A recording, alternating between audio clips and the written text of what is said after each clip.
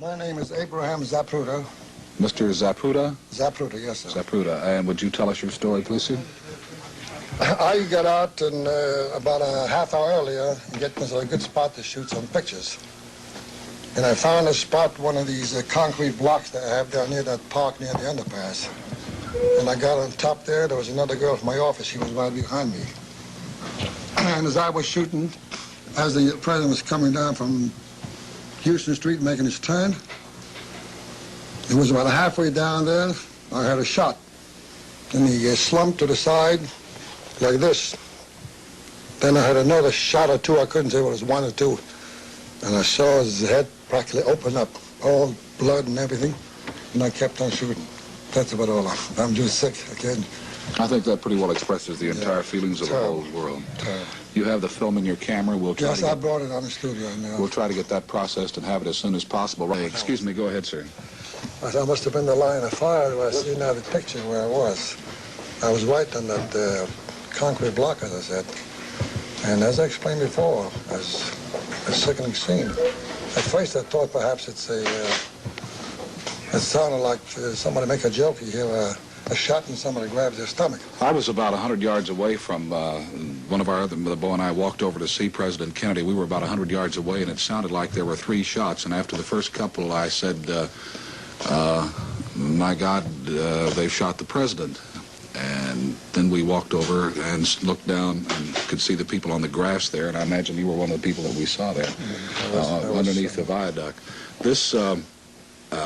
This happened this afternoon about, what time, 12:35, the president died. Something like it was. The president died at 1 o'clock. They sounded like, at first they sounded like firecrackers, and somebody next to us said they're shooting off fireworks, but then we realized, it didn't take but a minute to realize that they were loud reports, and for those of you who are familiar with hearing a rifle shot, it was a recognizable sound. The videotape that we have, Bobby, what do you have now? Okay, that completes the videotape coverage for the moment. We will have film back in about 15 minutes of the arrest of a person who could be the person who shot the policeman or the Secret Service man or Connally or President Kennedy, and we'll have that in just a moment. Now let's go back to ABC in New York.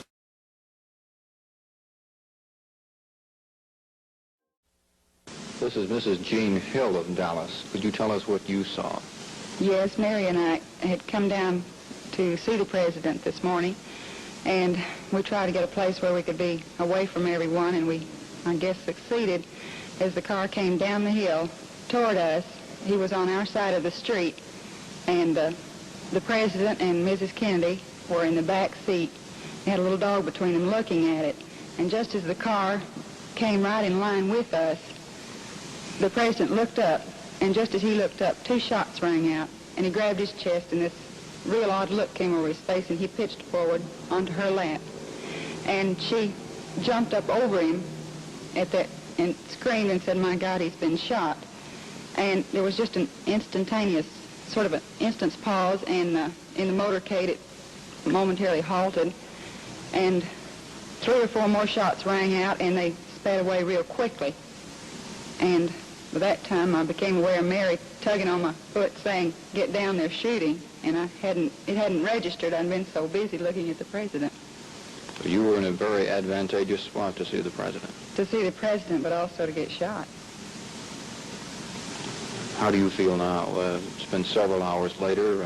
You've talked to the police, and you've given your story several times. Do you still believe that something like this really did happen to you? I don't think I ever could have believed it unless I had actually seen it. And when I saw the look come across his face, I knew that he'd been hit. But I don't think I could have believed it if I hadn't been right there and hadn't seen it. Well, you're going to have to talk to the FBI now, and I understand you have some home chores as well. Breakfast dishes and everything. I think there are an awful lot of homes here in Dallas that have breakfast dishes to be done today. Well, that's right. And I talked to one who saw it happen and took a picture. Picture. and I took the picture. It so happened my picture, when I took it, was at the same instant that the president was hit. And that does show in my picture. What does the picture look like? It shows the president, he slumped. Jackie Kennedy was leaning towards him to see. I guess it all happened so suddenly, I don't think anyone realized, what had happened. Did you realize what had happened when you heard the shots? No, I didn't. There was, 3 or 4 real close together. And it was, must have been the first one that shot him, because that was the time I took the picture. And during that time, after I took the picture, and the shots were still being fired, I decided I'd better get on the ground. Did people lie down on the ground? I just know about myself and the ones right close to me. And, well, really, I just know about myself. You did lie down? I did. I was no more than 15 foot from the car and in line of fire, evidently. Did Mrs. Kennedy scream on the first shot? I don't know about the first shot, but she did scream. She says, "My God, he's been hit," or "he's been shot." And the president fell in Mrs. Kennedy's arms? No, I think he just slumped into the seat. She jumped up over him, and during the time when she jumped up, of course, the car sped away real fast. Now, the picture you took, I understand the FBI has it now. Yes, that's right. Thank you very much. May I have your name, please, sir? Bill Newman. And this is Mrs. Newman? Yes, sir. And this is James Clayton. James, and this is Billy. Billy. Tell me what you saw and what you felt. What happened to you? We just come from left field after seeing the president and the first lady, and we were just in front of the triple underpass on Elm Street, and we were at the edge of the curve,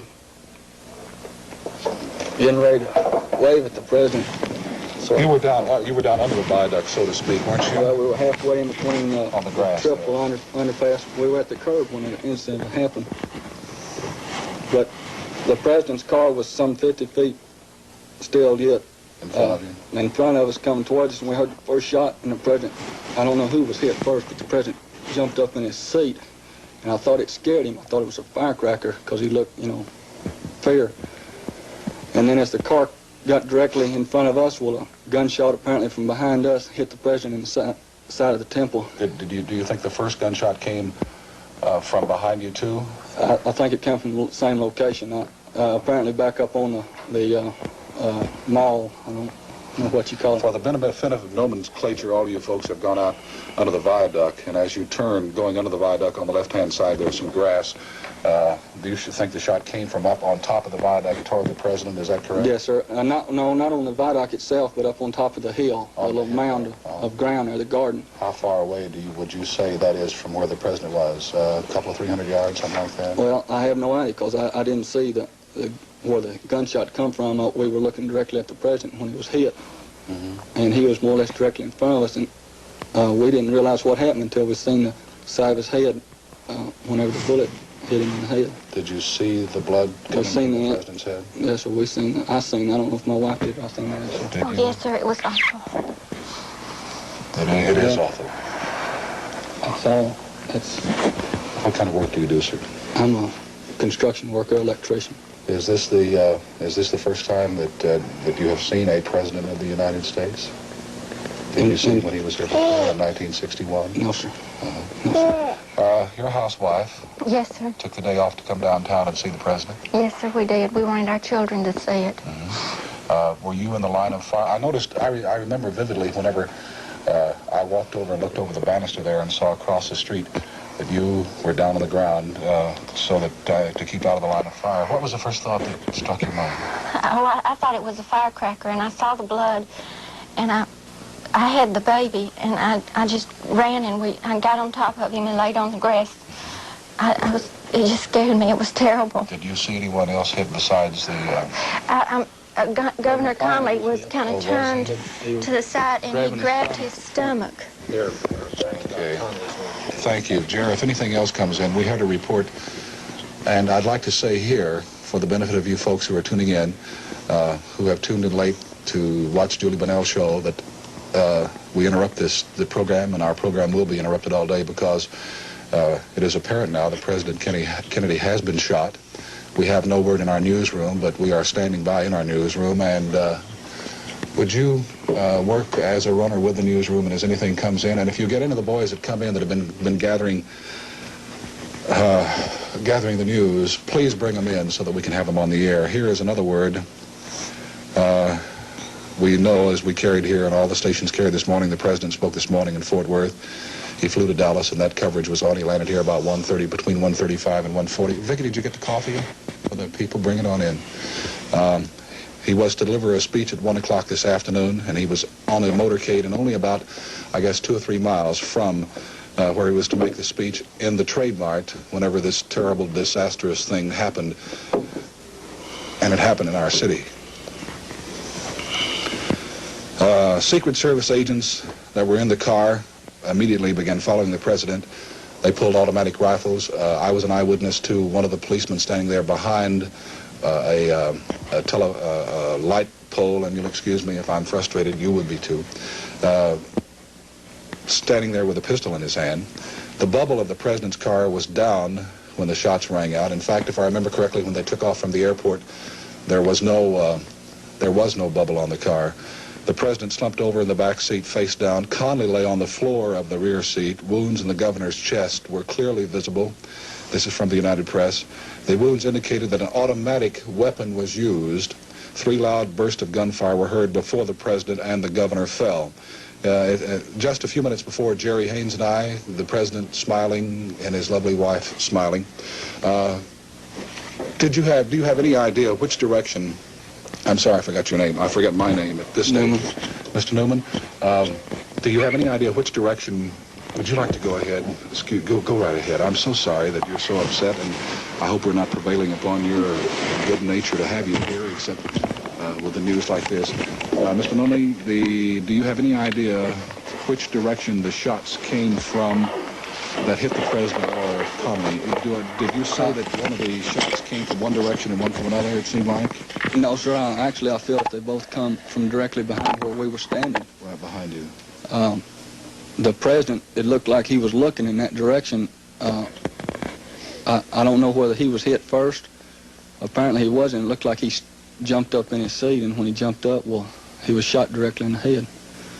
And I don't know what you call it, the mall behind us, but apparently that's where he was.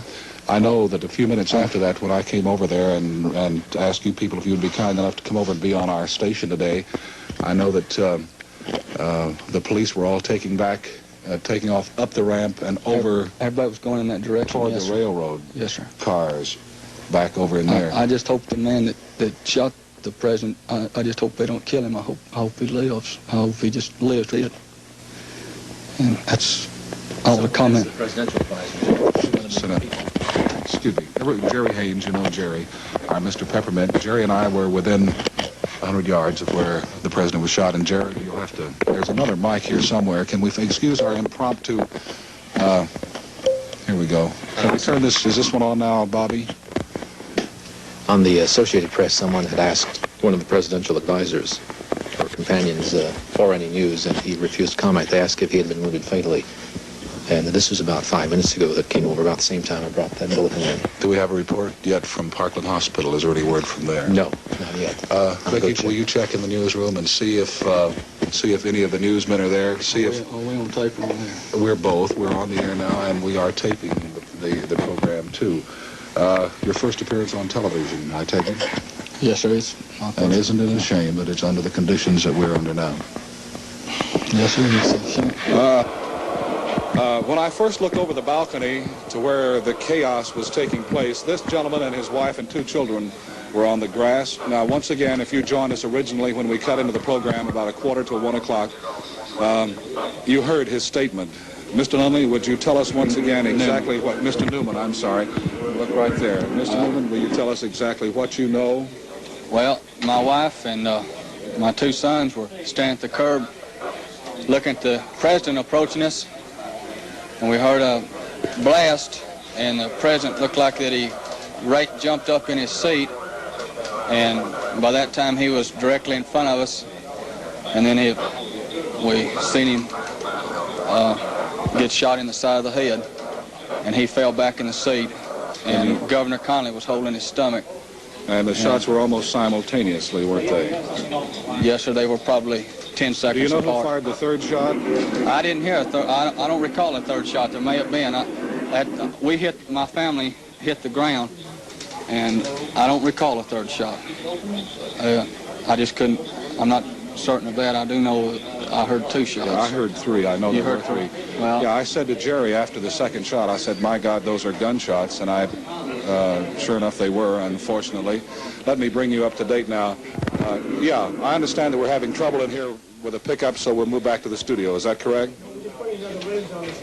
Just a minute. Ed, what is it you said? This is Ed Pfeiffer, our station manager. Excuse me just a minute.